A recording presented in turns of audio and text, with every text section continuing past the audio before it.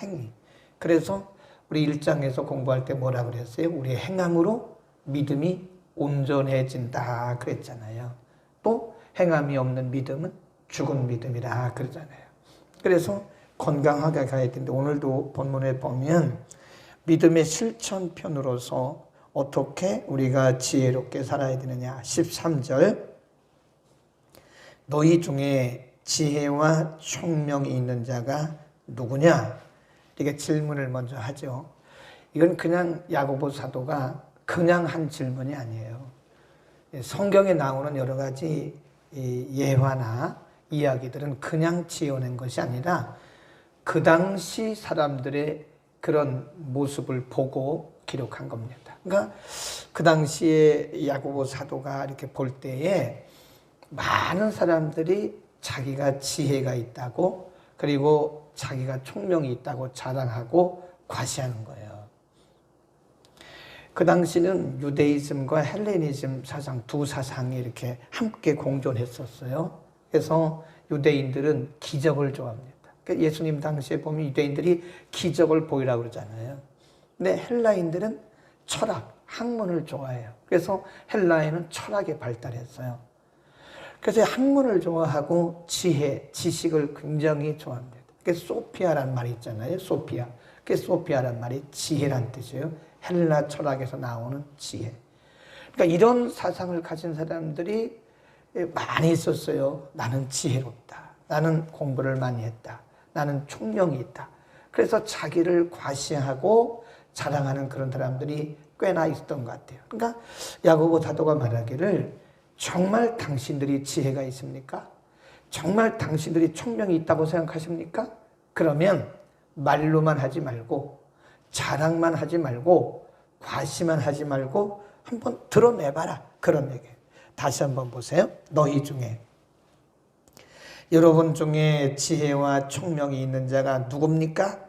그는 선행으로 말미암아 지혜의 온유함으로써 그 뭘 보이라고 그래요? 행함을 보이십시오. 그러잖아요. 보여라. 행함으로 증명해라. 그 말이에요. 여러분 우리가 늘 얘기하듯이 이 믿음은요 행함으로 증명돼야 돼요. 이론적으로 우리가 뭐 아무리 믿음이 좋다고 말을 하고 이론적으로 아무리 많이 알고 있어도요 우리의 삶을 통해서 우리의 행함을 통해서 그것이 증명되지 않으면 그건 참 믿음이 아니죠. 증명. 이거와 똑같은 거예요. 학생들이 말하기를 저는 밤을 새워서 공부했습니다. 저는 길을 가면서도 공부했습니다. 저는 쉬지 않고 열심히 공부했습니다. 좋다 이거예요. 그러면 시험을 보자 이게 시험.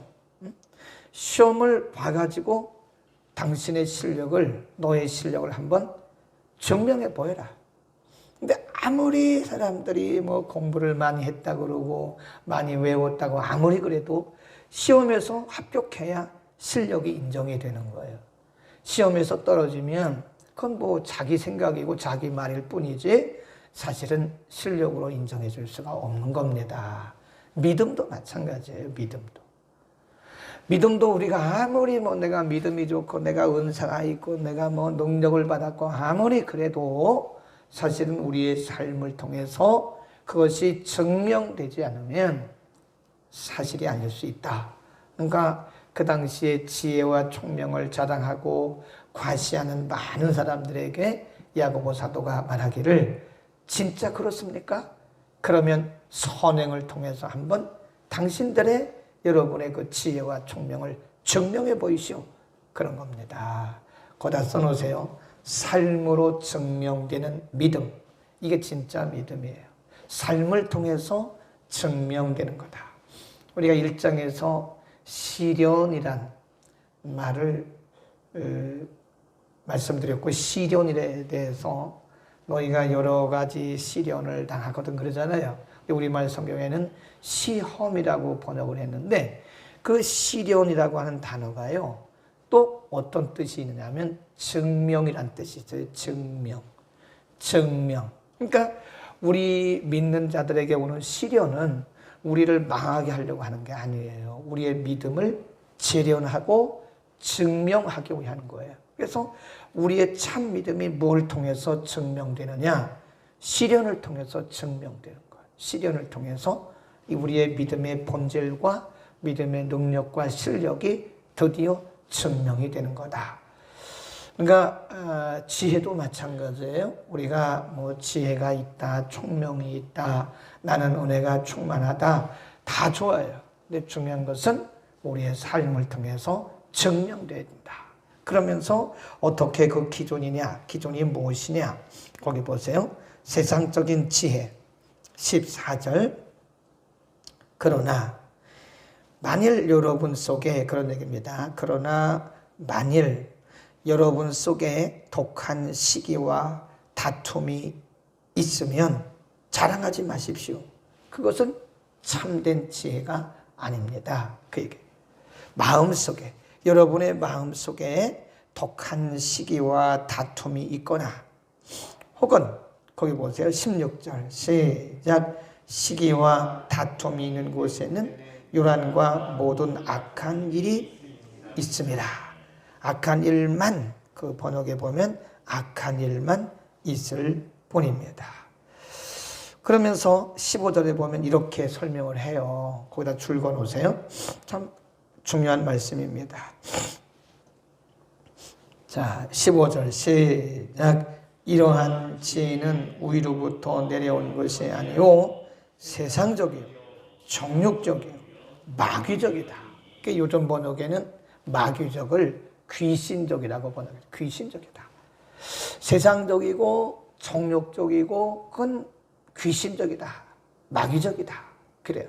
그러니까 이게 그 당시에 뭐 나는 지혜가 있고 나는 총명이 있습니다. 이렇게 말하고 과시하지만 사실 그 마음속에 시기와 다툼이 있다면 그것은 하나님의 주신 지혜가 아니라는 거예요. 하나님께로부터 내려온 신령한 지혜가 아니라는 거예요. 그건 뭐예요? 세상적, 정욕적, 마귀적이라는 거예요. 여러분 그 단어에 꼭 줄을 그어 놓으세요. 우리가 꼭 지혜나 총명뿐만 아니라 우리의 가치관, 우리의 삶에서 나타나는 그런 열매들을 보면서 어쩌면 그것은 성령의 열매가 아닐 수 있다는 거예요. 그것은 세상적이고 자기 탐욕에서 나오는 것이고 그것은 어쩌면 마귀적일 수도 있다. 그런 얘기입니다. 그 다음에 하나님께서 주시는 지혜는 어떤 것이냐. 17절. 오직 위로부터 오는 지혜. 이거 하나님이 주신 지혜죠. 하나님께서 주신 지혜는 첫째, 성결하다. 깨끗해요. 깨끗합니다. 그리고 다음에는 화평합니다. 시기, 다툼 이런 것이 아니라 화평하고, 그리고 관용하고 양순하고 긍휼과 선한 열매가 가득하고 편벽과 거짓이 없다. 그랬어요. 그러니까 우리가 이 말씀을 보면, 이 17절의 말씀을 보면 갈라디아서 5장 22, 23, 24절 말씀이 기억나죠? 갈라디아서 5장에 보면 성령의 9가지 열매를 말씀해요. 그러니까 우리가 성령의 열매 그러면 굉장히 환상적으로 생각하는 분들이 많아요. 환상적으로 성령의 열매. 그러면 환상적으로 생각하는데 그 성령의 열매라고 하는 것은 우리의 성품을 얘기하는 거예요. 성령이 우리 가운데 임하셨을 때 나타나는 그 성품, 우리의 삶을 통해서 나타나는 성품, 그게 바로 성령의 열매입니다. 하나님이 주신 것이고 성령을 통해서 드러난 거예요. 그러니까 예수님이 뭐라고 말씀하셨냐면, 나무는 그 나무가 좋은 열매인지 나쁜 열매인지를 어떻게 알아요? 겉으로만 드러났다고 좋은 열매입니까? 아니잖아요. 예수님께서 비유 들으셨는데 열매 없는 무화과 나무도 있어요. 하루는 길을 지나가시는데 무화과 나무가 얼마나 풍성한지 몰라요. 잎이 풍성하고 나무도 그럴듯해요. 가보니까 열매가 하나도 없어요. 그래서 예수님이 그 열매 없는 무화과 나무를 저주하셨어요. 그랬더니 뿌리부터 즉시 말라 죽었어요. 그러니까 이게 나무는요, 이 겉모양 봐갖고는 몰라요. 잎이 많다고 좋은 나무도 아니고 그 크기가 크다고 좋은 나무도 아닙니다. 그 예수님이 뭐라고 그랬냐면 나무는 열매를 보아서 알 수 있다. 그래서 좋은 나무가 나쁜 열매를 맺을 수가 없고 나쁜 열매, 못된 나무가 좋은 열매를 맺을 수가 없느니라. 그래. 그러니까 우리도 마찬가지로 우리 거짓말 할 수가 없어요. 아무리 우리가 뭐 믿음이 좋으네, 은사가 있네, 성령이 충만하네, 아무리 말을 해도 그건 자기 생각이에요. 자기 생각이고 실제로는 우리의 삶을 통해서 드러나는 열매를 보면 아는 거예요. 열매. 그 삶을 통해서 말을 통해서 그 사람의 생활의 일면을 통해서 나타나는 그런 열매를 보면 아 이거 성령의 역사구나. 이거는 사탄적이고 마귀적이고 이건 세상적이구나. 꼭 기억하셔야 돼요. 세상적, 정욕적, 마귀적. 그 구분을 잘 해야 돼요. 그래서 17절을 다시 보시면 하나님께서부터 주신 지혜와 총명은 성결합니다. 성결해요. 왜냐하면 하나님은 거룩하신 분이잖아요. 성령도 거룩하신 분이잖아요. 성령이란 말은 holy, 거룩한 영, spirit 그런 뜻이에요. 거룩한 영이란 뜻이에요. 성령. 우리가 한자어에도 보면 그게 거룩할 성자입니다.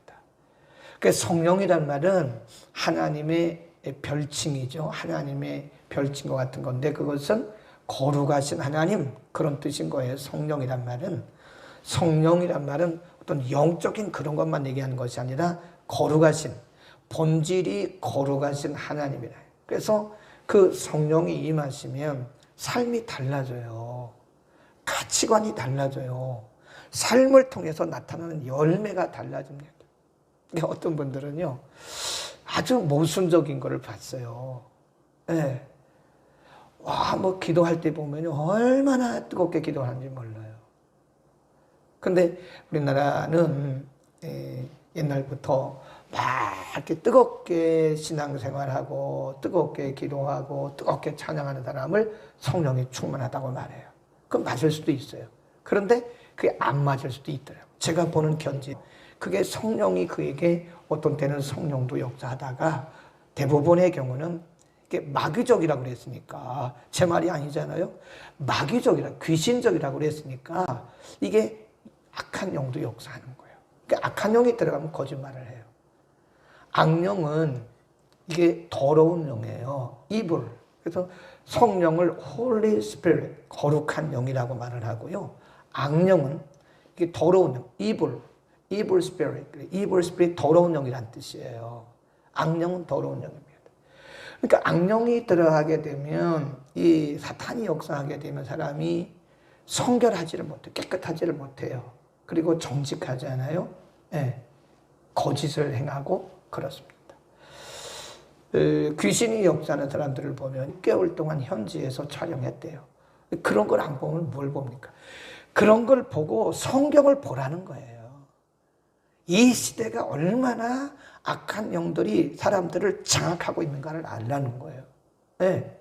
사람들의 물질관, 내 심령을, 내 영혼을 지금 서서히 갉아먹고 있는 거예요. 지금 이 세상의 사조가. 또 어떤 교회는요, 트로트에다가 또 복음성가를 입혔대요. 또 이런. 이렇게도 분별력이 없냐고요. 세상적, 정욕적, 마귀적. 여러분 우리 평생 기억해야 됩니다. 눈을 똑바로 뜨고 보라고요.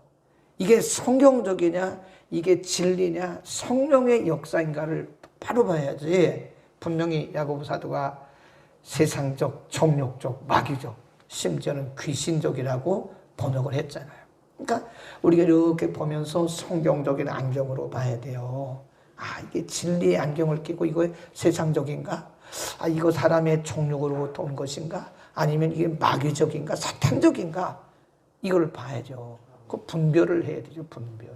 그래서 여러분 너무 요즘에 아파트에 막 집착하고 있는데 너무 거기에 집착하지만 제가 보니까 사람들이 이상해 보여요. 막 그냥 뭐 아파트에 그게 우리 인생의 본질인 것처럼 막 이래요. 그 본질 아니거든요, 그거. 그게 뭐 우리 인생의 본질입니까? 아니 찬양은 잘하되 초막이나 궁궐이나 그 어디나 내 주 예수 모신 것이 하나님 나라라며요. 그게 맞잖아요. 이 시대의 사도를 읽어야 돼요. 그러니까 그 당시 야고보 사도가 야고보서를 기록할 때도요, 그 당시 사람들의 사조가 이랬다는 거. 예. 문화라고 하는 사람들의 사상을 옷 입고 사단이 사람들을 휘어잡는 거예요. 휘어잡는. 꼭 기억하세요. 꼭 기억하셔야 됩니다. 15절 거기다 동그라미 막 쳐놓으세요. 줄도 그어놓고 동그라미도 쳐놓고 이러한 지혜는 위로부터 내려온 것이 아니요 세상적이다. 정욕적이다. 마귀적이다.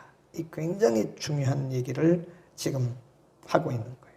이 정욕적이란 말은 unspiritual, 비영적이다. 그런 뜻이에요. 비영적. 영적이지 않, 영성적이지가 않다. 그것은 뭐 같으냐? 데볼. 이 데볼 그랬는데 이 데볼이란 말이 이게 귀신이에요. 더러운 영. 더러운 영. 여러분 우리는 우리의 삶을 통해서 지혜가 열매로 증명되기를 바랍니다. 여러분 실력을 보여주세요. 이 시대야말로 믿음의 실력을 보일 때가 왔어요. 이제는 이 어려운 시대 우리의 믿음의 실력을 보일 때가 왔어요. 그러니까 너무 코로나 바이러스에 대해서 우리가 무시해도 안 됩니다. 이건 바이러스예요. 바이러스. 조심하지 않으면 바이러스가 침투돼요. 큰일 나요. 그러나 또 이 바이러스 때문에 우리의 믿음이 위축될 필요는 없어요. 최대한 조심하고 조심하되 기도와 예배와 말씀 묵상과 우리의 믿음이 위축되면 안 돼요. 드디어 우리의 믿음을 이제 실력을 보일 때가 왔어요. 진짜 실력자는 위기 가운데 드러납니다. 진짜 실력자는요 어려운 문제를 잘 풀어내요. 네. 실력 없는 사람은 그냥 몇 개 외워가지고 그냥 답 써요. 사지선다리 해가지고 하는데 진짜 실력자는요 주관식 문제를 잘 풀어요. 그러니까 4개 놓고 고르는 것을 객관식이라 그래요. 네? 객관식. 찍어도 돼요. 그거는. 하나 둘 셋 딱 찍고 하나 둘 셋 찍어도 돼요. 그건 뭐 어떤 말 맞을 수도 있고 안 맞을 수도 있는데 주관식 문제는 이거 찍어서는 안 돼요. 네. 이 시대의 사조에 대해서 논하시오. 그건 찍어도 됩니까? 내 생각을 써야 되는 건데 주관식 문제가 진짜 실력이에요. 그래서 저는 시험 문제 낼 때 딱 한 문제 내요. 한 문제. 한 문제. 전에 제가 이제 이런 문제를 냈죠. 제가 이제 가르치는 게 영어, 실용영어, practical English인데 너네 집에서, 여러분의 집에서 학교까지 오는 거를 영어로 설명해라. 했었어요. 영어로 설명해라. 영어로. 집에서 버스를 타든 전철을 타든 택시를 타든 걸어오든 몰라. 어쨌든 승용차로 오든 너네 집에서부터 학교까지 오는 이 과정을 영어로 가능하면 전철을 타고 와라. 전철을 타고 오는데 전철을 타고 오는 방법을 그 상세하게 영어로 기록해라. 그랬어요. 대부분 이제 우리 그 학생들 중에는요, 미국 살다 온 아이들도 있어요. 그런 아이들은 아주 뭐 길게 씁니다. 구체적으로.